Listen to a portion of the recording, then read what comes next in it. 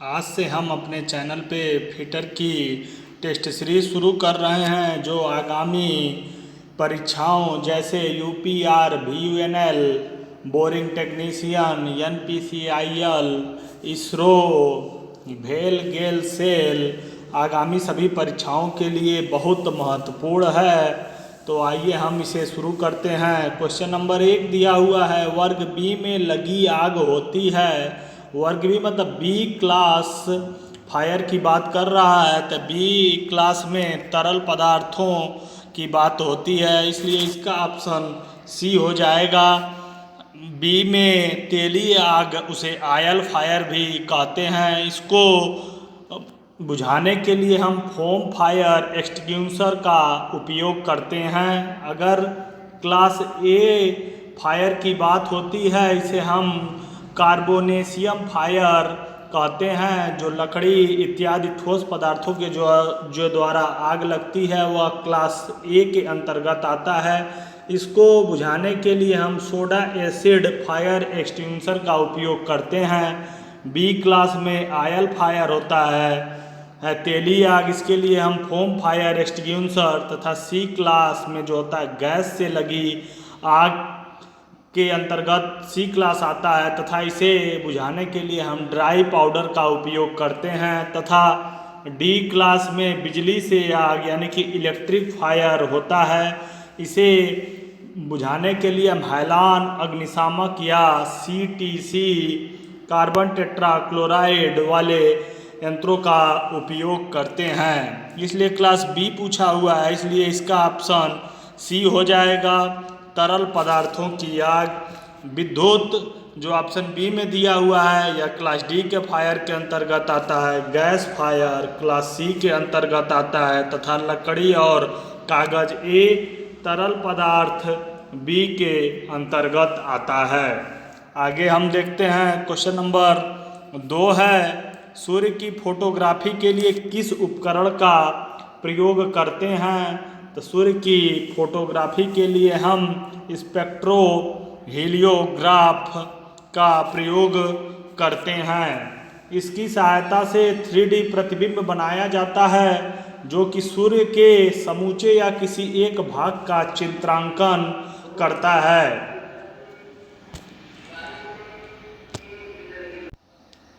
Question number 3 दिया हुआ है, सरफेस प्लेट किस धातु का बना होता है। तो surface plate grey cast iron का बना होता है। इसका प्रयोग कार्य की समतलता यानी फ्लैटनेस की जांच करने के लिए किया जाता है। इन प्लेटों के द्वारा हम 0.025 मिलीमीटर तक फ्लैटनेस की जांच कर सकते हैं। तथा जो सरफेस प्लेट का जो वर्गाकार तथा आयताकार आकार में मिलता है, यानी कि जो सरफेस प्लेट का जो आकार होता है वर्गाकार तथा आयताकार होता है, इसका प्रयोग जाब की सरफेस को चेक करने के लिए और छोटे छोटे जाबों पर मार्किंग करने के लिए किया जाता है। इसलिए इसका ऑप्शन सी हो जाएगा, जो सरफेस प्लेट बना होता है ग्रे कास्ट आयरन का बना होता है। क्वेश्चन नंबर 4 देखेंगे, माइक्रोमीटर द्वारा जाब की बीमाएं मापते समय जाब को किसके मध्य रखा जाता है। तो हम माइक्रोमीटर द्वारा जब जाब की बीमाएं मापते हैं तो जाब को हम एनविल तथा स्पिंडल के मध्य में रखते हैं। माइक्रोमीटर एक प्रकार का सूक्ष्ममापी उपकरण होता है। इसकी सहायता से हम 0.01 मिलीमीटर तक की माप ले सकते हैं। यही इसका अल्पतमांक यानी कि लिस्ट काउंट होता है। अगर इंच में बात किया जाए तो 0.001 इंच होता है इसका अल्पतमांक माइक्रोमीटर का। यह एक प्रत्यक्ष मापी उपकरण होता है। माइक्रोमीटर की सहायता से हम जाब की बीमाएं को मापते हैं। माइक्रोमीटर के जो प्रमुख भाग होते हैं वह फ्रेम, स्पिंडल, स्लीव जिसको बैरल भी कहते हैं, एनविल, थिम्बल, रैचेट स्टाफ तथा लॉक नट होता है। इसलिए इसका ऑप्शन बी हो गया था, एनविल और स्पिंडल के बीच में रखकर जाब की बीमाओं को हम मापते हैं। अगला है क्वेश्चन नंबर 5, ढलाई की हुई व फोर्ज की हुई सतह पर मार्किंग मीडिया का प्रयोग किया जाता है। तो हम ढलाई और फोर्ज के लिए चाक पाउडर का इस्तेमाल करते हैं तथा स्टील की भी रुक्ष सतहों तथा कास्ट आयरन पे भी हम चाक पाउडर का इस्तेमाल करते हैं। आगे देखेंगे क्वेश्चन नंबर 6, स्वेज ब्लॉक बनाया जाता है। स्वेज ब्लॉक को हम सामान्यतः कास्ट आयरन की सहायता से बनाते हैं, जो कि ऑप्शन ए में दिया हुआ है। इसका प्रयोग जो होता है फोर्जिंग कार्यों में जाप को सहारा देने के लिए होता है। इस पे विभिन्न प्रकार की आकृतियाँ कटी होती हैं। क्वेश्चन नंबर 7 देखेंगे, षष्ठकोणीय संस्कुलित संरचना वाला धातु है। तो इसका हो जाएगा ऑप्शन डी, मैग्नीशियम जो होता है षष्ठकोणीय संरचना वाला धातु होता है। मैग्नीशियम जो होता है चांदी के भांति सफ़ेद रंग की अलौह धातु होती है। इसका प्रयोग हम फोटोग्राफिक प्लेट में करते हैं। आगे देखेंगे क्वेश्चन नंबर 8 है, स्टील जिसमें 0.8% से ज़्यादा कार्बन हो उसे निम्न क्रांति क्रिटिकल बिंदु के नीचे धीरे धीरे ठंडा किया जाए तो वह बना होता है। तो वह पियरलाइट और सीमेंटाइट बना होता है। इस्पात में सीमेंटाइट स्वतंत्र रूप में नहीं मिलता है, बल्कि पियरलाइट नामक पदार्थ में मिश्रित होता है। पियरलाइट में 87% फेराइट तथा 13% सीमेंटाइट होता है। पियरलाइट में 87% फेराइट तथा 13% सीमेंटाइट होता है। आगे देखेंगे, पेच काटे जाने वाले डाई को पकड़ने एवं मरोड़ने वाले उपकरण को क्या कहा जाता है? तो इसे हम स्टॉक कहते हैं। किसी जाब को कार्य करते समय जिस साधन के द्वारा जाब को पकड़कर प्रयोग में लाया जाता है हम उसे स्टॉक कहते हैं। क्वेश्चन नंबर 10 देखेंगे, समांतर या टेपर बेलनाकार जाब को किस ग्राइंडर द्वारा ग्राइंडिंग किया जाता है? तो इसे हम सिलेंड्रिकल ग्राइंडर द्वारा समांतर तथा टेपर बेलनाकार जाब को ग्राइंडिंग करते हैं। टेपर में जो ग्राइंडिंग की जाती है उसे हम टेपर ग्राइंडिंग प्रोसेस कहते हैं। आगे देखेंगे क्वेश्चन नंबर 11,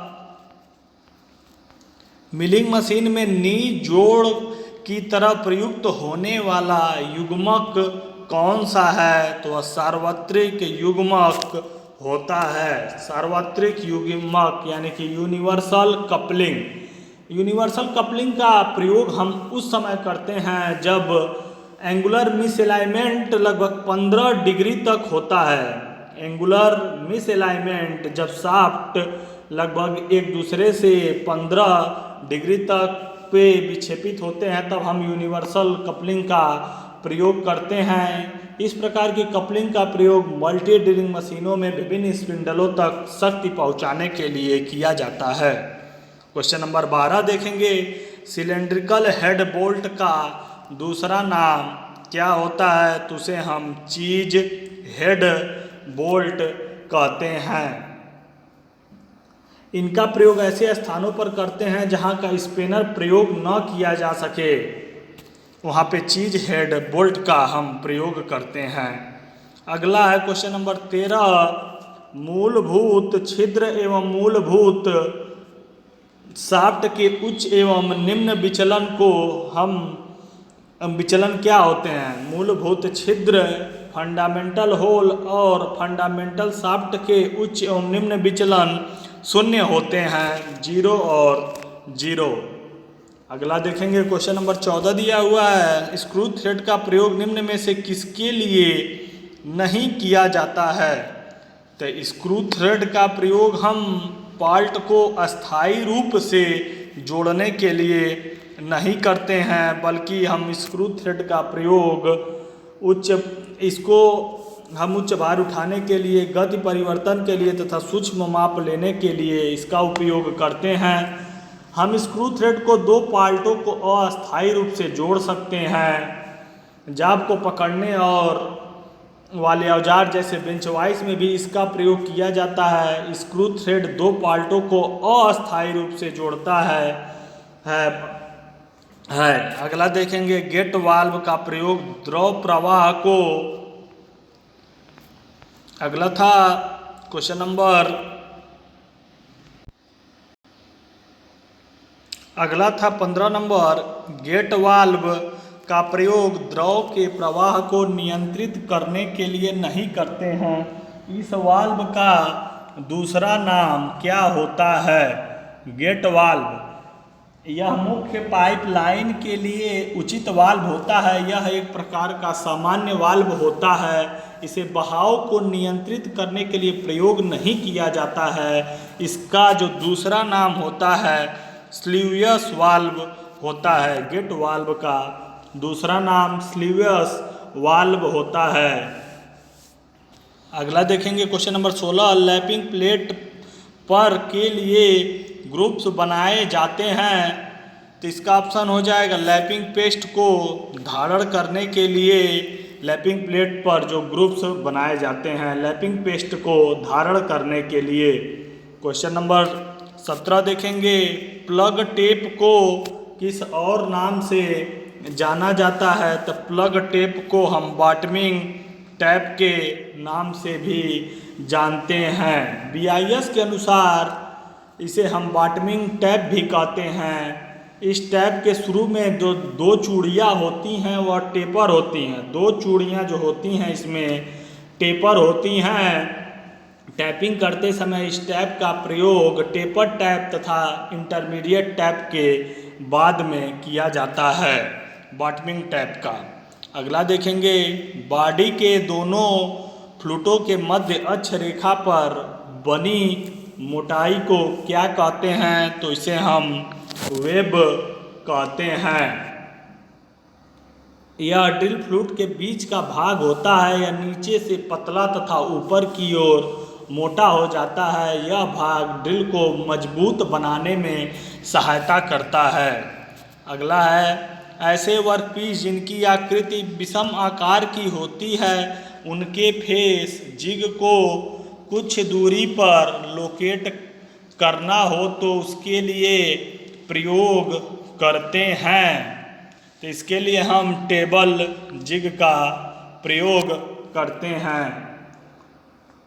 इसका प्रयोग तब किया जाता है जब जाब को उसके फेस से कुछ दूरी पर लोकेट करना आवश्यक हो। मशीन की टेबल पर जिग को शुद्धता से रखने के लिए इस प्रकार के जिग में 4 पैर लगे होते हैं। अगला देखेंगे क्वेश्चन नंबर 20, निडिल फाइल लंबाई में मिलती है। निडिल फाइल जो प्रायः 120 से 180 मिलीमीटर की लंबाई में मिलती है। निडल फाइल के टैग पर नर्लिंग होती है जो पकड़ने का काम करती है। अगला देखेंगे क्वेश्चन नंबर 21 है, बेलनाकार जाब को के सहारे दिया जाता है। तो बेलनाकार जाब को पकड़ने के लिए हम भी ब्लॉक का उपयोग करते हैं। यह कुछ इस आकार का होता है। इसके अंदर हम सिलेंड्रिकल जाब को रख कर पकड़ते हैं। इनकी जो सतहें होती हैं हार्डनिंग की होती हैं। इनका प्रयोग जो होता है बुशों बेलनाकार साफ्टों आदि को टेकने के लिए किया जाता है तथा इसके अंतर्गत जो कोण बनता है भी ब्लॉक में वह 90 डिग्री का होता है। क्वेश्चन नंबर 22, कच्चे लोहे को मरोड़ने टर्निंग के समय किस कूलेंट का प्रयोग करेंगे? तो हम कच्चे लोहे के लिए इनमें से कोई नहीं, जो ऑप्शन दिया हुआ है हो जाएगा इसका ऑप्शन डी। कच्चे लोहे की टर्निंग के समय हम जो कूलेंट का प्रयोग करते हैं वह सूखा होता है, या तो घुलनशील तेल या कम श्यानता वाले तेल का प्रयोग करते हैं। ज़्यादातर हम ड्राई कंडीशन में कच्चे लोहे की टर्निंग को करते हैं। क्वेश्चन नंबर 23 दिया है, रोलर और केज प्रकार की निडल बियरिंग्स में के अलावा सभी होते हैं। तो इसमें रिटेनर होता है, केज होता है, छोटे लिफाफे का उच्च भारण करने की क्षमता होती है, लेकिन इसमें बियरिंग रिंग नहीं होती है। तो यही ऑप्शन हो जाएगा। रोलर और केज प्रकार के निडल बियरिंग्स में बियरिंग रिंग के अलावा जो रिटेनर, केज तथा छोटे लिफाफे में उच्च भारण की क्षमता होती है। अगला देखेंगे क्वेश्चन नंबर 24। सेट ओवर विधि में टेपर काटते समय निम्न में से किस सेंटर का उपयोग किया जाता है? तो सेट ओवर में विधि से टेपर करते समय हम बाल सेंटर का उपयोग करते हैं। इस प्रकार की सेंटर की नोक पर एक बाल बनी होती है या कुछ इस प्रकार का होता है। इसके सेंटर पर एक बाल बनी होती है।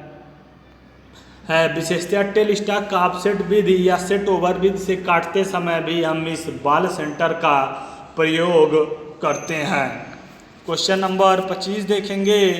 ABC आकलन में ए टाइप इन्वेंट्री क्या दर्शाता है? ABC आकलन में ए टाइप इन्वेंट्री क्या दर्शाता है? वह अधिक मूल्य तथा कम मात्रा को दर्शाता है, जो कि ऑप्शन बी में दिया हुआ है। क्वेश्चन नंबर 26 देखेंगे। ड्रिल होल को बड़ा करने के लिए निम्न में से किस औजार का प्रयोग किया जाता है? तो उसके लिए हम बोरिंग टूल का इस्तेमाल करते हैं। ड्रिल होल को बड़ा करने की जो प्रक्रिया होती है वह प्रक्रिया को हम बोरिंग कहते हैं। जैसे कि अगर यह होल है 5 मिलीमीटर का, इसको हमें 5.5 मिलीमीटर का करना है, तो हम बोरिंग टूल का इस्तेमाल करेंगे तथा इसकी फिनिशिंग के लिए हम रिमर टूल का प्रयोग करते हैं। क्वेश्चन नंबर 27 है। किस यंत्र के उपयोगी जीवन की समाप्ति पर उसके मूल्य को क्या कहा जाता है? तो ओवरऑल मूल्य कहा जाता है जब इसका कोई भी यंत्र का जीवन की समाप्ति पे उसका मूल्य होता है। ऑप्शन डी में जो कि दिया हुआ है। आगे देखेंगे क्वेश्चन नंबर 28। टरबाइन में आघात मुक्त प्रवेश का अर्थ क्या होता है? जिसका ऑप्शन हो जाएगा ऑप्शन नंबर बी। इनलेट शीर्ष पर बकेट के वेग जेट के वेग के सदृश होना चाहिए, जो कि इनलेट शीर्ष को स्पर्श करती है। अगला देखेंगे। निर्मित ऊष्मा के मापन के लिए हम किस यंत्र का उपयोग करते हैं? तो इसके लिए हम कैलोरी मीटर का उपयोग करते हैं। एनर्जी मीटर से यानी कि ऊर्जा मीटर से हम विद्युत ऊर्जा का मापन करते हैं। थर्मोमीटर से हम तापमान मापते हैं। कैलोरी मीटर की सहायता से हम ऊष्मा का मापन करते हैं। एनोमीटर की सहायता से हम वायु के वेग का मापन करते हैं। आगे देखेंगे क्वेश्चन नंबर 30 पूछा हुआ है। 2500 मिलीमीटर निम्न के बराबर होगा। तो इसका ऑप्शन ए हो जाएगा 250 सेंटीमीटर, क्योंकि हम 225 में अगर 10 से भाग दे देंगे तो यह सेंटीमीटर में निकल जाएगा, तो 250 हो जाएगा। क्योंकि 1 सेंटीमीटर जो होता है वह 10 मिलीमीटर के बराबर होता है तथा 1 मीटर 1000 मिलीमीटर के बराबर होता है। क्वेश्चन नंबर 31 देखेंगे। ब्लैंकिंग प्रचालन में अपरूपण कोण किस पे प्रदान किया जाता है? तो ब्लैंकिंग में हम अपरूपण कोण पंच पर प्रदान करते हैं, जो कि ऑप्शन बी में दिया हुआ है। अगला देखेंगे हम क्वेश्चन नंबर 32। माइक्रोमीटर का वह हिस्सा जो माप के दाब का समकरण करता है, तो दाब को के लिए हम रैचेट का प्रयोग करते हैं। जब माइक्रोमीटर में वस्तु को स्पिंडल और निहाई के बीच में रखकर माप ली जाती है तो वस्तु पर सदैव एक सी दाब को माप लेने के लिए रैचेट स्टॉप लगा होता है। इसके थिम्बल पर रैचेट द्वारा घुमाया जाए तो वस्तु पर आवश्यक दाब के पश्चात रैचेट स्वयं ही फिसलने लगती है और थिम्बल को आगे नहीं बढ़ने देती है। क्वेश्चन नंबर 33 है, एल्युमिनियम प्लेट के बेल्डन के लिए कौन सी बेल्डन छड़ उपयुक्त है? तो इसके लिए एल्युमिनियम के लिए शुद्ध एल्युमिनियम की छड़ उपयुक्त होती है, जो कि ऑप्शन सी में दिया हुआ है। एल्युमिनियम की मिश्र धातुओं को वेल्डिंग करने के लिए सिलिकॉन एल्युमिनियम पूरक छड़ का प्रयोग हम करते हैं तथा एल्युमिनियम को वेल्ड करने के लिए जो फ्लक्स पदार्थ के रूप में हम sodium chloride, potassium, lithium, bohrium आदि फ्लक्स का प्रयोग करते हैं। क्वेश्चन नंबर 34 है, बोल्स्टर का प्रयोग फोर्जिंग में किया जाता है तो इसका प्रयोग रिवेट, बोल्ट एवं स्क्रू हेड बनाने के लिए हम बोल्स्टर का प्रयोग करते हैं। क्वेश्चन नंबर 35 है, बहुत कम आघातवर्धनता और तन्यता वाले पदार्थ को क्या कहा जाता है? जिस पदार्थ में आघातवर्धनता ना हो, तन्यता ना हो, उसे हम भंगुर कहते हैं, क्योंकि भंगुर पदार्थ पे हल्की सी चोट से वह छोटे छोटे टुकड़ों में विभक्त हो जाता है। क्वेश्चन नंबर 36 देखेंगे, इंडक्शन हार्डनिंग में प्रयुक्त इंडक्शन कॉइल में निम्न में से किस धातु का बना होता है? तो वह तांबे का बना होता है, जो कि ऑप्शन ए में दिया हुआ है। इंडक्शन हार्डनिंग में कुछ इस प्रकार का जो चित्र बनता है, इसी के ऊपर जो कॉपर की ट्यूब होती है वह लपेटी हुई होती है। इसका प्रयोग हम बहुत से पार्टों को केस हार्डनिंग करने के लिए करते हैं। जब जाब की बाहरी सतह पर इंडक्शन कॉइल लगाए जाते हैं, यह इंडक्शन कॉइल तांबे के बने होते हैं, जिन्हें हम कॉपर इंडक्टर कहते हैं। आगे देखेंगे हम क्वेश्चन नंबर 37, जाब को उत्केंद्रित चलाने के लिए जाब को पकड़ने के लिए हम किस पद्धति का प्रयोग करते हैं? तो इसके लिए हम फोरजा चक का इस्तेमाल करते हैं, फोरजा चक। आगे देखेंगे क्वेश्चन नंबर 38, ग्रिट जिससे बांड अपघर्षी को पकड़ता है उसे हम क्या कहते हैं? उसे तो हम ग्राइंडिंग पहिए का ग्रेड कहते हैं। बांड के द्वारा ही ग्राइंडिंग व्हील के पहिए की कठोरता को प्रकट किया जाता है। क्वेश्चन नंबर 39, 38 हो गया। क्वेश्चन नंबर 39 देखेंगे, यह जो चेन होस्ट दर्शाई गई है यह किस प्रकार की चेन होस्ट है? तो यह एक स्क्रू गियर चेन होस्ट है, जो कि ऑप्शन ए में दिया हुआ है। क्वेश्चन नंबर 40, चित्र में दर्शाए गए नट को क्या कहते हैं? तो इसे हम सीप सैंक नट कहते हैं, ऑप्शन नंबर सी। आगे देखेंगे 41 में, किस पद्धति में टॉलरेंस बेसिक साइज के दोनों ओर दी जाती है? तो यह यूनिलैटरल टॉलरेंस में एक तरफ छूट दी जाती है, जबकि बाइलैटरल टॉलरेंस में दोनों तरफ प्लस या माइनस में छूट दी जाती है। यूनिलैटरल जो होता है केवल एक तरफ होता है, जो है कि वह प्लस हो या माइनस हो। जैसे हमें किसी जाब को 50 मिलीमीटर का बनाना है तो उस पर टॉलरेंस दिया जाएगा प्लस माइनस 0.02। तो इसका मतलब हम एक बार 50 में 0.02 जोड़ देंगे, एक बार घटा देंगे, तो उसके अंतर में हमें अपने जाब को बना के तैयार करना रहेगा। क्वेश्चन नंबर 2 में पूछा हुआ था, 41 में पूछा हुआ था कि किस टॉलरेंस बेसिक साइज के दोनों ओर देते हैं? तो वह बाइलैटरल में ऐसा होता है। क्वेश्चन नंबर 42 है, आइसोमेट्रिक थ्रेड का सन्निहित कोण कितना होता है? तो इसका ऑप्शन हो जाएगा option number C 60 degree. 29 degree जो होता है वह एकमे थ्रेड का होता है।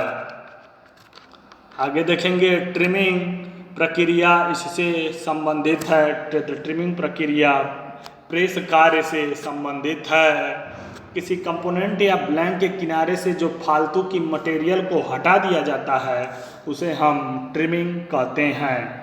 अगला देखेंगे क्वेश्चन नंबर 44 है। खुले चैनल के द्वारा प्रवाह में क्या होता है? खुले चैनल में जो प्रवाह होता है वह गुरुत्व के अंतर्गत आता है। अगला देखेंगे क्वेश्चन नंबर 45। निम्नलिखित में से किसका होनिंग प्रक्रिया में प्रयोग किया जाता है? तो एब्रेसिव छड़ का प्रयोग हम होनिंग की प्रक्रिया में कहते हैं। होनिंग टूल द्वारा सिलेंड्रिकल होल में कुछ सीमित मात्रा तक धातु को काटते हुए किसी जाब की सतह को शुद्धता जो प्राप्त होती है वही प्रक्रिया होनिंग कहलाती है। किसी धातु पर पॉलिश या होनिंग करने के लिए एब्रेसिव छड़ का हम इस्तेमाल करते हैं। यह एब्रेसिव छड़ एल्युमिनियम ऑक्साइड सिलिकॉन कार्बाइड के सूक्ष्म कणों को बॉन्ड द्वारा जोड़कर बनाई जाती है। इन्हीं को हम होनिंग स्टिक या होनिंग स्टोन कहते हैं। आगे देखेंगे क्वेश्चन नंबर 46। हैंड टैपिंग के लिए प्रयुक्त टेपों की सामान्य संख्या है? तो इसका ऑप्शन हो जाएगा 3। हैंड टैपिंग में जो प्रयुक्त टेपों की सामान्यतः संख्या 3 होती है। टैप नंबर 1 को टेपर टैप कहते हैं, टैप नंबर 2 को मध्य टैप कहते हैं तथा टैप नंबर 3 को बॉटमिंग टैप कहते हैं। अगला देखेंगे क्वेश्चन नंबर 47। ट्विस्ट ड्रिल होती है। ट्विस्ट ड्रिल क्या होती है? तो ट्विस्ट ड्रिल एक इंड कटिंग टूल के अंतर्गत आता है। यह सामान्यतः हाई स्पीड स्टील का बना होता है। क्वेश्चन नंबर 48 देखेंगे। उस जुगाड़ को जो ड्रिलिंग के समय जाप को मजबूती से पकड़कर टूल को गाइड भी करती है उसे हम क्या कहते हैं? तो उसे हम जिग कहते हैं। कि जिग क्योंकि एक होल्डिंग और लोकेटिंग डिवाइस होता है जो विभिन्न संक्रियाओं के द्वारा कार्यखंड को उपयुक्त स्थिति में दृढ़ता से पकड़ने के साथ साथ कटाई औजार को गाइड भी करता है। आगे देखेंगे एल्युमिनियम जाप की फाइलिंग के लिए किस फाइल का चयन करेंगे?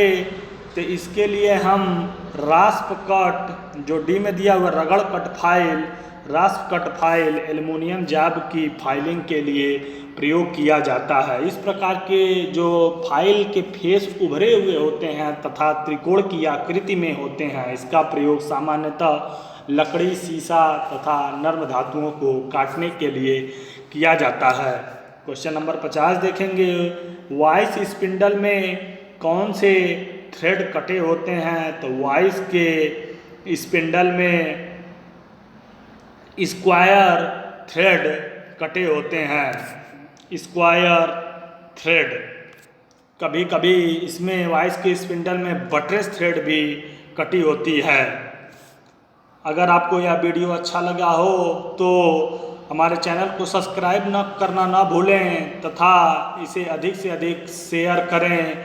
और आप हमारे टेलीग्राम ग्रुप तथा व्हाट्सएप ग्रुप से भी जुड़ सकते हैं। इसके डिस्क्रिप्शन बॉक्स में लिंक दी हुई है तथा डिस्क्रिप्शन बॉक्स में एक और लिंक होगी जो टेस्ट सीरीज की होती है।